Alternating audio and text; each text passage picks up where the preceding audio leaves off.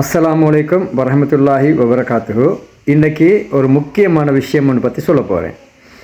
அதாவது பள்ளி கமிட்டிகளில் எங்களுக்கு தெரியும் தகுதி இல்லாத நிறைய பேர் இருக்கிறது எங்களுக்கு தெரியும். அது ஒரு பெரிய பிரச்சனையும் தான்.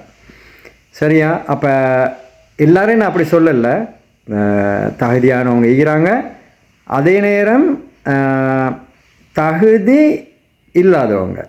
சரியா? உங்களுக்கு நான் விவரமாக விரித்து இப்படி இவங்க தான் இப்படி பண்புகளை கொண்டவங்கன்னு சொல்ல தேவையில்லை.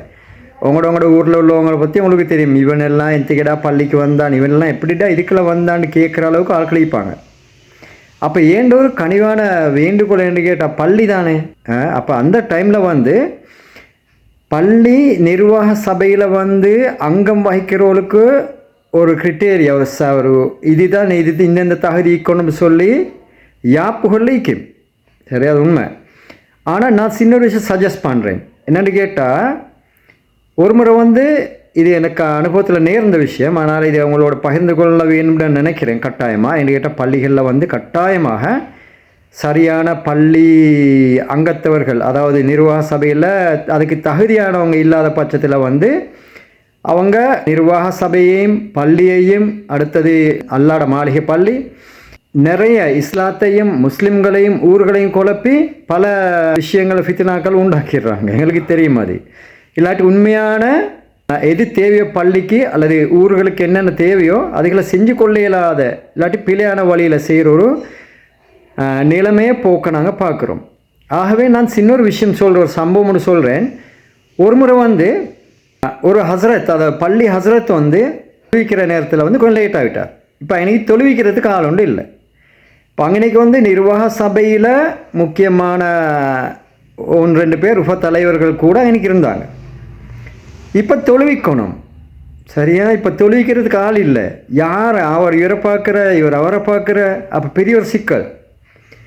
அப்போ இன்னைக்கு இந்த டைமில் பள்ளி நிர்வாக சபையில் உள்ளவங்களுக்கு யாரோ ஒருத்தர் கட்டாயமாக இன்னைக்கு என்ன செஞ்சுக்கணும், குறைஞ்சதை அவங்க தொழுவிச்சிக்கணும். இப்போ தொழுவிக்கிறது என்ன தகுதி வேணும்? ஒரு நிர்வாக சபையில் உள்ளவர்களோ யாரோ தொழுவிக்கிறது என்ன தகுதி வேணும்? குறைஞ்சது அல்ஹம்து சூரா ஃபாத்தியா சரியாக ஓதணும். அடுத்து அத்தஹியாத்து சரியாக ஓது தெரிஞ்சுன்னா சரி.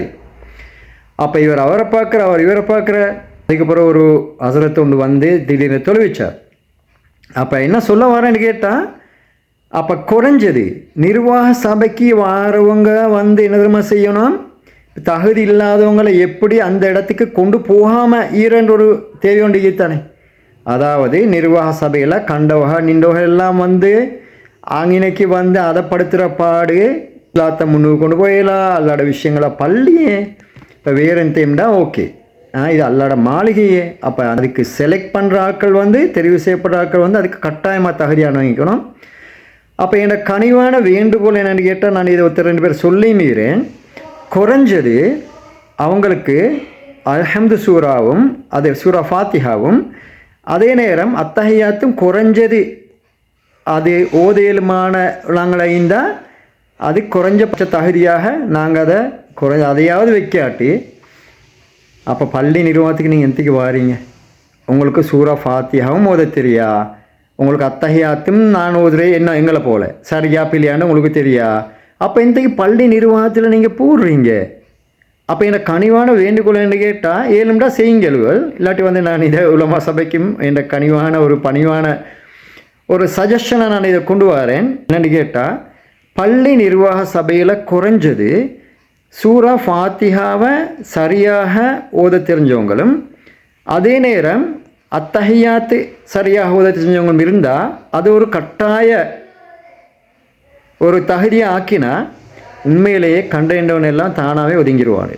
ஆகவே அப்படி கண்டறிந்தவர்கள் எல்லாம் கொஞ்சம் டீசெண்டாக அவர்களே தானாகவே வெளியாகிறதுக்கு இது 2ஐயும் கொண்டு வந்தால் இதே போதும். இன்ஷா அல்லாஹ் பள்ளிகளும் ஊர்களும் உருப்படும். இன்ஷா அல்லாஹ். அஸ்ஸலாமு அலைக்கும்.